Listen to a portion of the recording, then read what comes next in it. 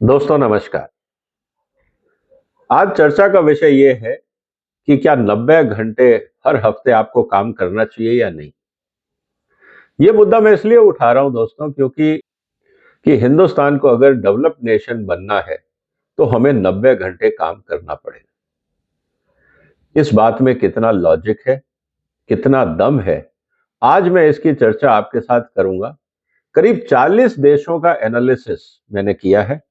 बहुत सारे आंकड़े मैं आप लोगों के लिए लेके आया हूं।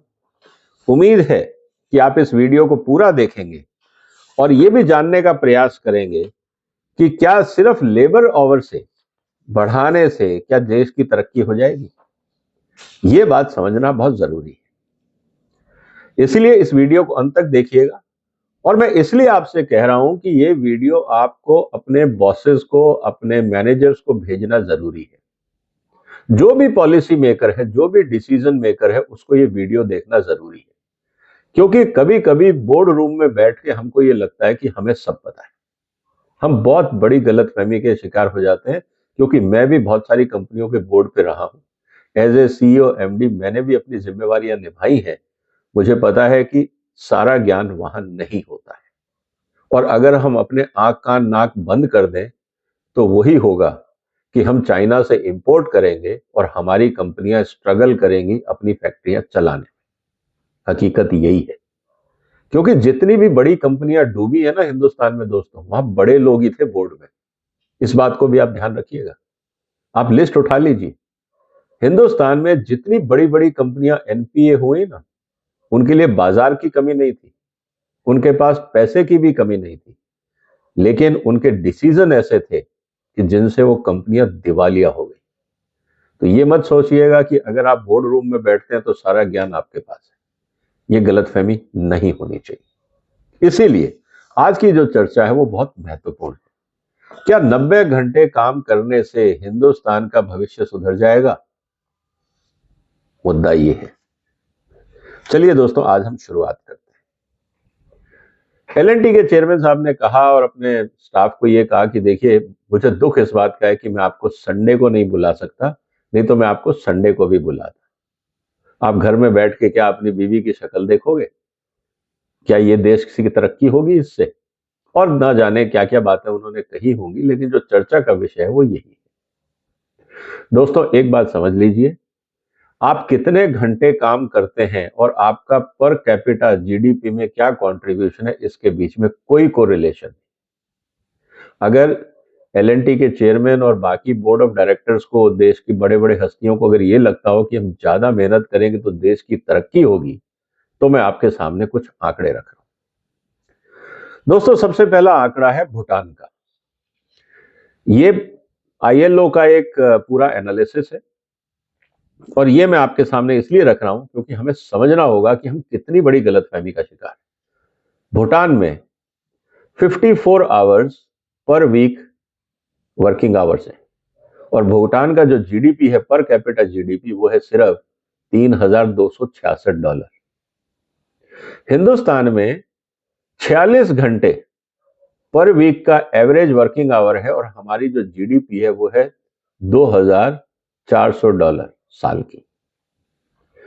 चाइना में हमारे बराबर ही 46 घंटे पर हफ्ते वर्किंग आवर्स हैं, लेकिन वहां की जीडीपी है $12,720। हमसे कितनी ज्यादा? 4 गुना। सेम वर्किंग आवर्स चाइना ने कैसे कर लिया? क्या ये एलएनटी के और बाकी जो लोग लॉन्ग वर्किंग आवर्स की बात करते हैं, क्या वो बताने का प्रयास करेंगे कि चाइना का जो वर्किंग आवर है वो हमारे बराबर है, लेकिन जीडीपी पर कैपिटा 4 गुना क्यों हो गई? उन्होंने ऐसा क्या किया? वहां की कंपनियों ने ऐसा क्या किया? वहां के पॉलिसी मेकर्स ने ऐसा क्या किया कि सेम वर्किंग आवर्स में हमसे 4 गुना पर कैपिटा जीडीपी ले रहे हैं? क्या इसका जवाब एलएनटी के चेयरमैन साहब के पास होगा? क्योंकि उनके पास तो सारा डेटा होना चाहिए। इसके अलावा मैं बात करता हूं रशिया की। रशिया में वर्किंग आवर्स है 40 घंटे पर वीक, और रशिया का जो जीडीपी है पर कैपिटा वो है 15,400 पर ईयर पर पर्सन, चाइना से भी ज्यादा। चलिए हम ऑल डेवलप्ड नेशंस के बात, बड़े देशों की छोड़ देते हैं, हम गरीब देशों की बात करते हैं, ब्राजील की बात कर लेते हैं। ब्राजील में है 39 आवर्स और उनका पर कैपिटा इनकम है $9,500, हमसे 3 गुना। और जहां पे हमारे बराबर ही वर्किंग आवर्स है, सिंगापुर 42 घंटे, वहां का पर कैपिटा जो जीडीपी कंट्रीब्यूशन है वो है $85,000। तो मुझे ये बताइए दोस्तों, क्या वर्किंग आवर बढ़ाने से देश तरक्की करता है? ये नहीं होता है। ये एविडेंस है, ये मैंने आपके सामने पूरा एनालिसिस रख दिया। तो अब क्या करना पड़ेगा? ये जो कंपनी के बड़े बड़े लोग बोल रहे हैं कि हम लेबर बढ़ाएंगे, आप उनसे सबसे पहला सवाल ये पूछिए कि भाई साहब आपका R&D बजट बताइए। आपने R&D पे कितना खर्चा किया? कितने नए प्रोडक्ट, नई टेक्नोलॉजीज डेवलप करी जिससे आपकी कॉस्ट ऑफ प्रोडक्शन कम हो जाए, आपकी प्रोडक्टिविटी पर पर्सन इंप्रूव हो जाए, जिससे आपका प्रॉफिट मार्जिन इंप्रूव हो, आपका टर्नओवर इंप्रूव हो और आप ग्लोबली कॉम्पिटिटिव हो जाए। कितना पैसा R&D पे लगाया? सिविल इंजीनियरिंग को लेकर, न्यू कंस्ट्रक्शन मटेरियल को लेकर, बाकी डिजाइनिंग को लेकर, कंस्ट्रक्शन इक्विपमेंट्स को लेकर L&T ने कितना पैसा R&D पे लगाया? क्या इसका आंकड़ा जानना नहीं चाहिए? दूसरा, अगर चाइना में सेम वर्किंग आवर्स हैं और वहां की प्रोडक्टिविटी हमसे ज्यादा है, तो क्या L&T और जो बड़े लोग ये बात कर रहे हैं कि 90 घंटे होना चाहिए, क्या ये बताएंगे कि हमारे यहाँ हम कैसी ट्रेनिंग देते हैं स्टाफ को, अपने एम्प्लॉयज को, वर्कर्स को, मैनेजर्स को, कि हमारी प्रोडक्टिविटी चाइना से 1/4 है? पॉपुलेशन बराबर है ना, ये तो नहीं है कि वो छोटे देश है। उनकी आबादी हमारे बराबर है, उनका वर्किंग आवर हमारे बराबर है, लेकिन उनका पर कैपिटा जीडीपी हमसे 4 गुना है। तो चाइना ऐसी क्या ट्रेनिंग देता है जिससे वहां 4 गुना प्रोडक्शन या प्रोडक्टिविटी है और हमारे यहाँ पे हम प्रोडक्टिविटी नहीं बढ़ा रहे? किस तरह की ट्रेनिंग दी जाती है? अब ये तो आप कहेंगे नहीं कि L&T में हम कोई ट्रेनिंग नहीं देते हैं, सब खराब लोग लिए हमने, जब हम रिक्रूट भी करते हैं सब फालतू लोग लेते हैं।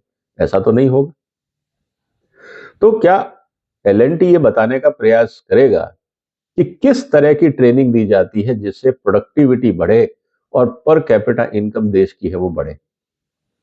क्या हमें जानना नहीं चाहिए? और तीसरी बात कि अगर आप इन्वेस्टमेंट्स कर रहे हैं तो किस चीज में आपने इन्वेस्टमेंट किया है? Capital investments. क्या आप कोई नई टेक्नोलॉजीज लेके आए हैं? आपने कुछ एक्वायर किया है, नया सिस्टम्स? आपने ऐसा क्या किया है पिछले 5 साल में जिससे हम ये कह सकें कि L&T के अंदर प्रोडक्टिविटी इंप्रूव हो रही है और प्रॉफिटेबिलिटी इंप्रूव हो रही है? क्योंकि अगर आप L&T की बैलेंस शीट उठा के देखेंगे दोस्तों, तो L&T का जो ऑपरेटिंग मार्जिन है वो घट रहा है।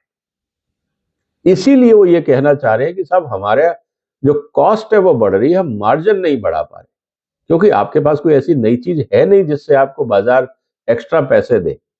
तो अब आप चाहते हैं कि जिस लेबर को मैं पैसे दे रहा हूं या जिस मैनेजर को मैं पैसे दे रहा हूं, वो अगर अभी 40 घंटे या 50 घंटे या 60 घंटे काम कर रहा है, मैं उससे 90 घंटे काम लूं, लेकिन तनख्वाह नहीं बढ़ाऊंगा, क्योंकि अगर मैं तनख्वाह बढ़ाऊंगा तो मेरी कॉस्ट बढ़ जाएगी, मेरा प्रॉफिट कम हो जाएगा।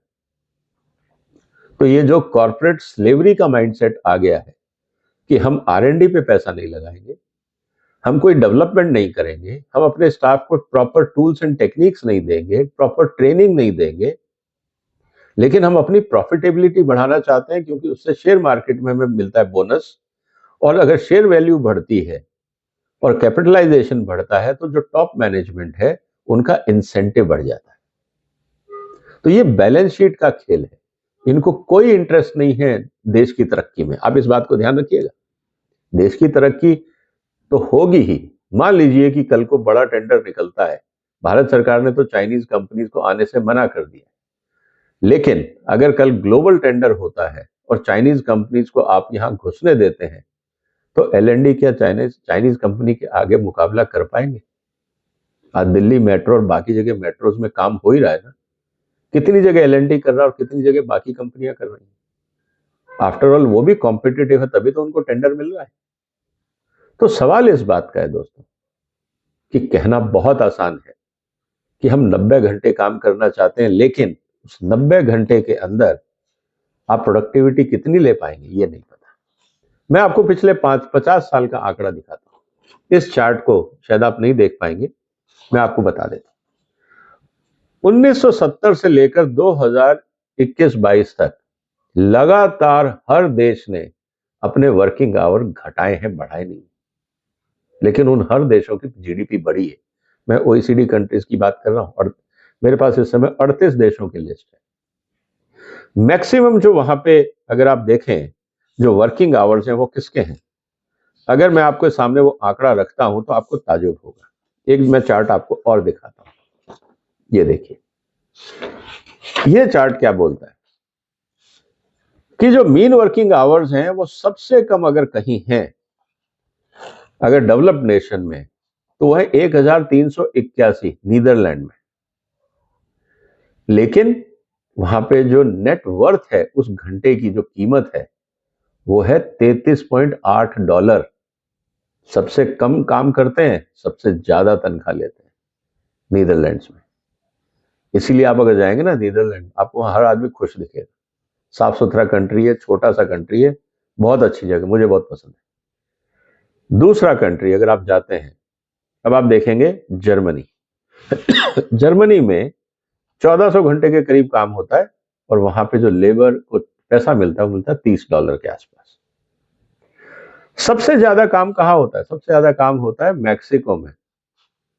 वहां पे 2226 घंटे लोग काम करते हैं साल में और उनका पर आवर जो सैलरी है वो है $7। जो एलएनटी के मैनेजर साहब बोल रहे हैं, चेयरमैन सर, वो पता है क्या कह रहे हैं? हिंदुस्तान के हर आदमी को 4680 घंटे काम करना चाहिए। मतलब जो सबसे ज्यादा काम हो रहा है उससे भी डबल, मैक्सिको में लोग जितना काम करते हैं उससे डबल। सैलरी कितनी देंगे पर आवर? क्या ये बताने का प्रयास करेंगे चलिए हम 90 घंटे काम करते हैं, एलएनटी पर आवर सैलरी कितनी देगा? ये अपने आप कहेंगे कि नहीं साहब 90 घंटे नहीं चाहिए, क्योंकि हमारे यहाँ सैलरी हम पर आवर पे नहीं देते हैं, हम मंथली देते हैं। तो हमने आपको एक बार सैलरी दे दी, आप हमारे बंधुआ मजदूर बन गए, अब हम आपको पूरी तरह से रगड़ेंगे। ये सोच है हमारे यहाँ। क्या ये उचित है? क्या ऐसा होना चाहिए? सवाल ये। आपको क्या लगता है दोस्तों, ये जो 90 घंटे की बात की गई है इसके पीछे आधार क्या है? इसका कोई इकोनॉमिक जस्टिफिकेशन मुझे समझ में नहीं आ रहा, कोई टेक्निकल जस्टिफिकेशन समझ में नहीं आ रहा, कोई एनवायरमेंटल जस्टिफिकेशन समझ में नहीं आ रहा, कोई हेल्थ रिलेटेड जस्टिफिकेशन समझ में नहीं आ रहा, कोई बिजनेस जस्टिफिकेशन समझ में नहीं आ रहा। तो फिर ये बड़े लोगों के दिमाग में ऐसे विचार क्यों और किस लिए आते हैं, इस पे समाज में चर्चा जरूरी है। क्या ऐसे बिजनेस लीडर हिंदुस्तान को डेवलप नेशन बना पाएंगे जहां पे एक्सप्लॉयटेटिव माइंडसेट होगा? क्योंकि होगा क्या, टैलेंट वहां जाएगा नहीं, फ्रस्ट्रेशन होगा। जब फ्रस्ट्रेशन होगा, टैलेंट नहीं होगा, तो वहां सिर्फ पॉलिटिक्स होगी ऐसी कंपनियों में, और उनसे प्रोडक्टिविटी बढ़ती नहीं है, वहां आरएनडी भी नहीं होगा, क्योंकि जब कोई टैलेंट जाएगा ही नहीं तो आरएनडी कौन करेगा? तो कुल मिला के हम कॉर्पोरेट स्लेवरी की तरफ बढ़ने का प्रयास कर रहे हैं, जो ना देश के लिए अच्छा है ना समाज के लिए। आपको क्या लगता है दोस्तों? जो भी आपका विचार हो कमेंट बॉक्स में लिखिए, और जितने बड़े लोग हैं बिजनेसमैन से पूछिए कि आप अपना आरएनडी बजट बताइए, किस तरह की आप स्टाफ को ट्रेनिंग देते हैं ये बताइए। चाइना अगर 4 गुना हमसे प्रोडक्टिविटी ले लेता है, हमसे ज्यादा, हम क्यों नहीं ले पा रहे? इसमें सुधार के लिए क्या प्रयास किए जा रहे हैं, ये सवाल पूछिए। जो भी आपके विचार हो कमेंट बॉक्स में लिखिए, इस वीडियो को शेयर करिए, इस चैनल को सब्सक्राइब करिए। फिर मुलाकात होगी एक और महत्वपूर्ण मुद्दे के साथ। तब तक अपना ध्यान रखिएगा। फिलहाल वंदे मातरम।